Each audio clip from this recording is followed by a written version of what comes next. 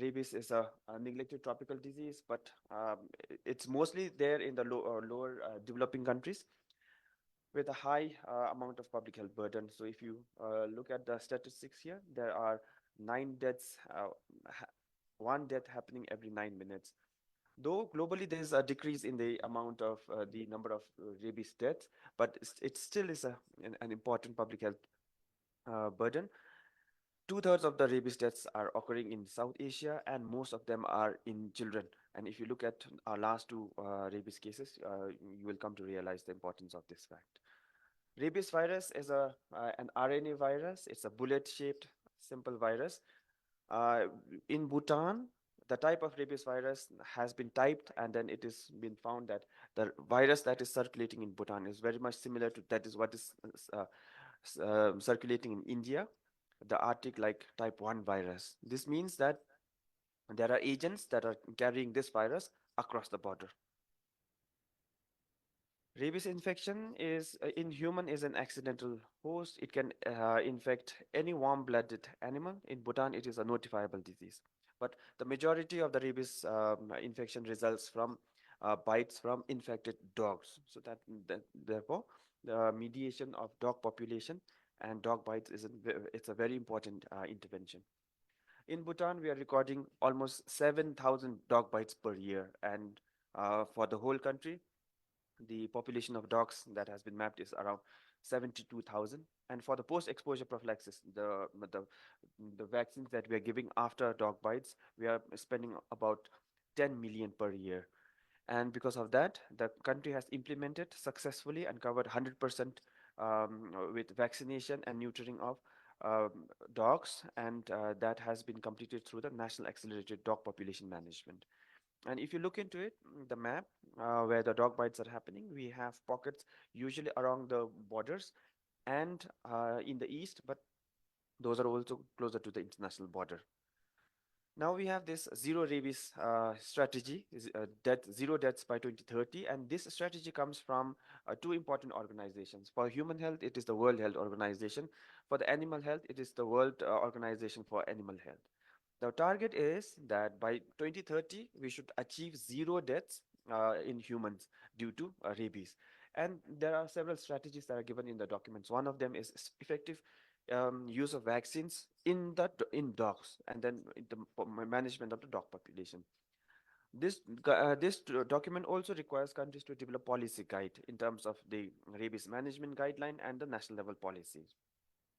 The document also places very important emphasis on how to sustain your commitment and to budget for whatever is required to achieve these targets. The reason behind is that every life is valuable. Uh, and then here I will present to you briefly about two unfortunate deaths that we have had in Bhutan in the recent times. Now, last rabies death before 2020 had happened in 2006. And then since 2006, the 18th rabies death that was recorded was in 2020. It was in a 3-year-old girl who had presented to Samsi Hospital with fever and poor oral intake for several days. And the girl had a history of dog bite. It was an unprovoked dog bite that happened while the girl was playing outside the house. The father had seen the dog bite, and father has actually killed the dog and thrown the carcass away. And by the time when she presented to the hospital, she had a heel scar on the anterior part of the chest. This means that the scar was fairly old. And then subsequently, after admission, she started having fever, aggressive behavior, hydrophobia. We have videos of this, but we cannot project it for the confidentiality of the patient. She was managed with supportive care, and over several days, um, after a few days, the clinical suspicion of rabies was there. Unfortunately, in this case, the appropriate samples could not be collected both from the child and from the dead dog. And here, rapid response team was alerted, alerted the animal health sector, and they did an investigation of the outbreak. And at the end, the girl died, and the diagnosis here given is a probable rabies. So in diagnosis, as per the WHO guidelines, we can give clinical diagnosis, and that is when the clinical symptoms are there in the absence of an outbreak. Here we have given as probable diagnosis because the dog had come and then there were certain other evidences such as two cattle being dead with symptoms suggestive of rabies. We didn't, in this, we did not have a confirmed case of rabies. We couldn't make a confirmation. And this has been published as a case report. Now, in 2023, we had a 35-year-old male who presented with fever, lower limb weakness, and urinary retention. And he also had a history of dog bite that was 25 days prior. In this case, the man had received post-exposure prophylaxis. Now, on examination, initially, the lower limb was having there was hypotonia, power zero, hyperesthesia below T8 level, and then reflexes absent below the umbilicus.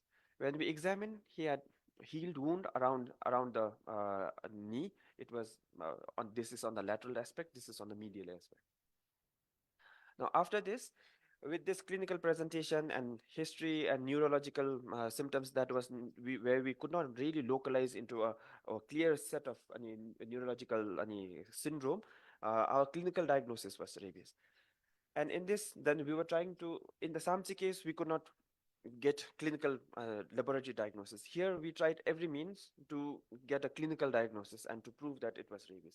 So the first step we did was that we alerted the animal health team, and then we were trying to do rapid diagnostic tests.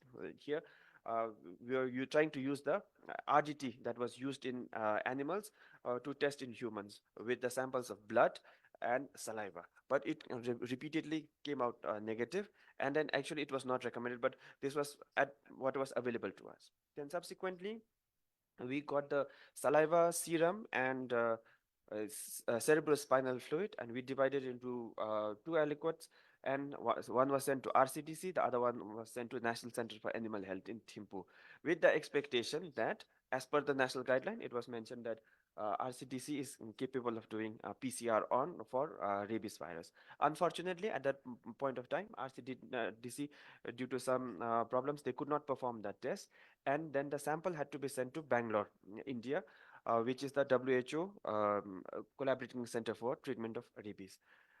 Here, while we were waiting to get the report, we did CT brain, CSF, everything was normal, and the report from Bangalore said that in CSF, the antibody tests were negative, PCR was negative. In the serum, there was high levels of antibody, but we could not really see because prior to this we had given vaccine and immunoglobulin, so we could not really identify whether this was because of the um, anti-rabies vaccine or because of infection itself. For this, the Bangalore team had suggested to send another set of samples at an interval. From our clinical point of view, we had sent the sample to RCTC, but unfortunately, the second sample could not be shifted to Bangalore.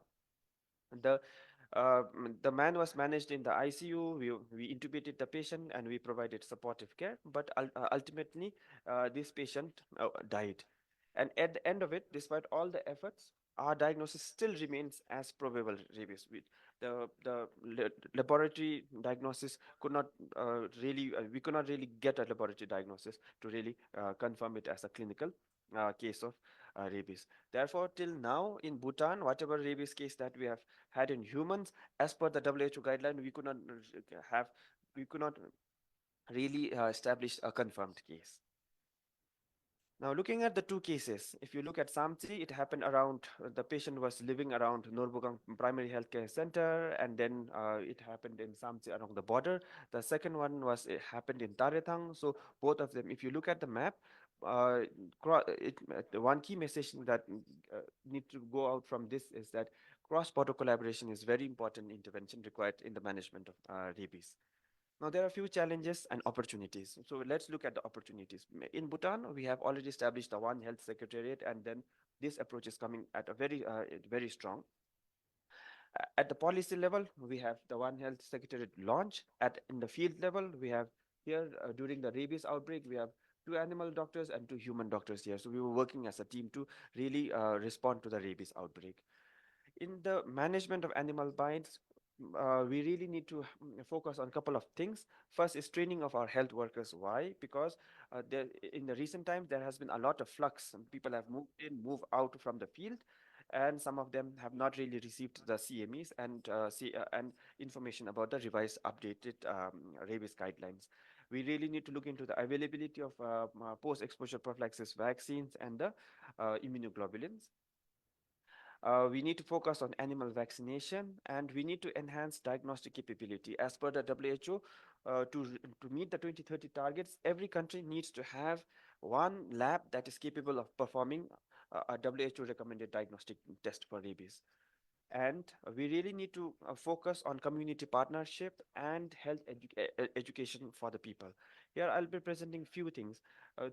For the public, we need to give out the message not about prevention of animal bites. These are some of the advices that we need to give, and to give the message that every dog bite is significant, and people with dog bites need, as a first aid, you can clean the wound, but treat every dog bite as a serious, it's an as a significant clinical that as a significant point, and then they should seek hospital care. To end our experience, I always draw this. I always draw this inspiration from this photo of His Majesty the King in front of Gyalpo Hospital, and then these are my concluding points from this presentation.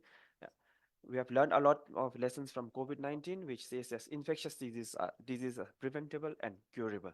And for rabies, it is 100% preventable, and as of now, not curable, but we can do a lot on prevention. Second point is that we need to establish clinical centers for excellence, especially in the management of tropical infections, which means that in the southern belt, we see a lot of tropical infections. And as of now, our setup is such that from the south, we have to send the samples all the way up to the north, where there are very minimal tropical infections. While the thinking behind this is appreciated, I think in the south, it merits to where you can establish a tropical laboratory or tropical diseases institute. And at the end, we need to engage a lot of our partners. That includes our partners in the community and our partners across the border. Our output from reporting the rabies case was that we implemented a rapid response outbreak intervention in the field, where we provided health education to around 12,000 people, so students and teachers, people in the community, and we vaccinated around 8,000 cats and dogs together.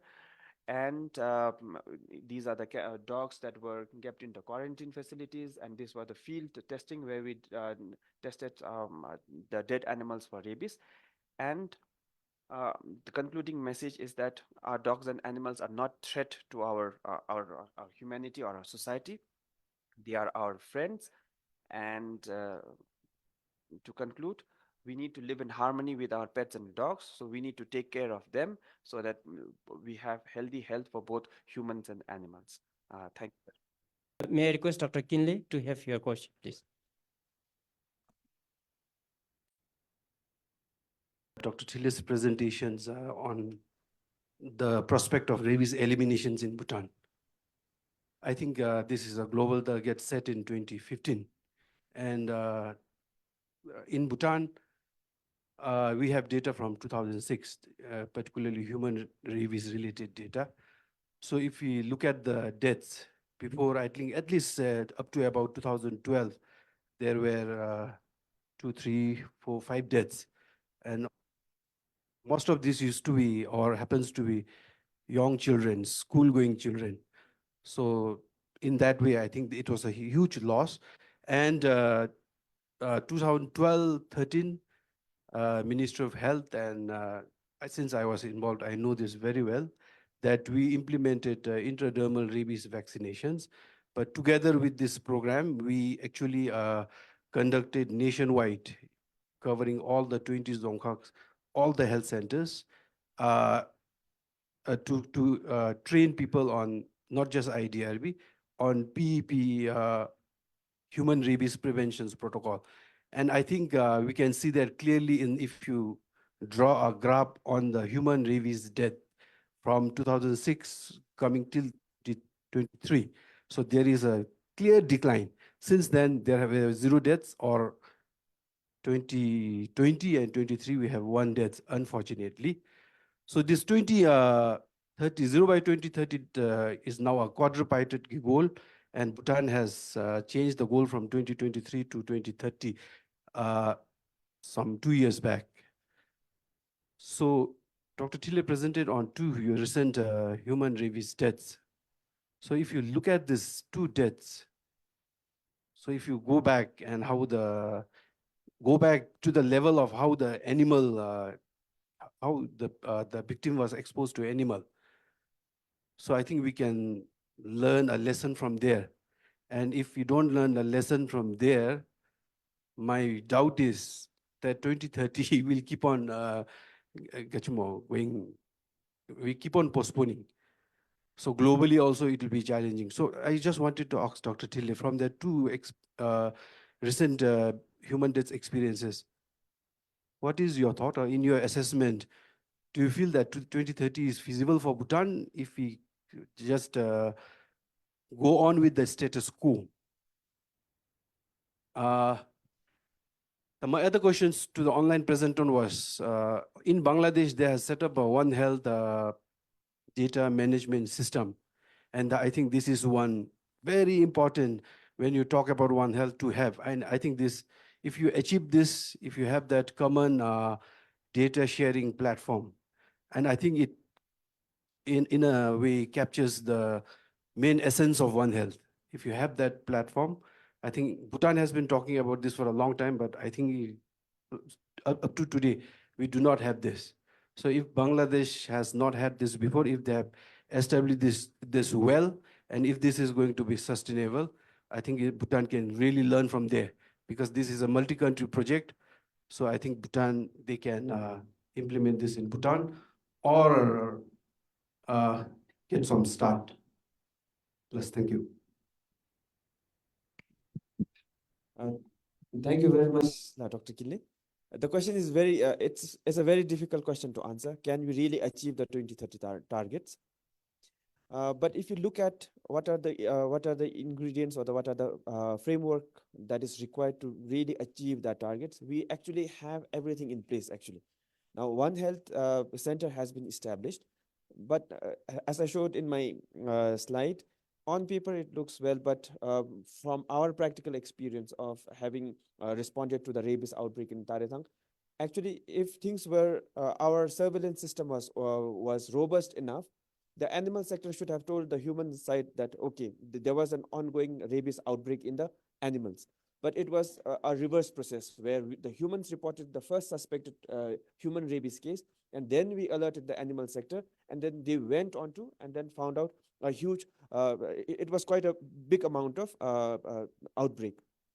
Now, in 2023 itself, there were other outbreaks of rabies in animals in Punsaling and in Ha as well.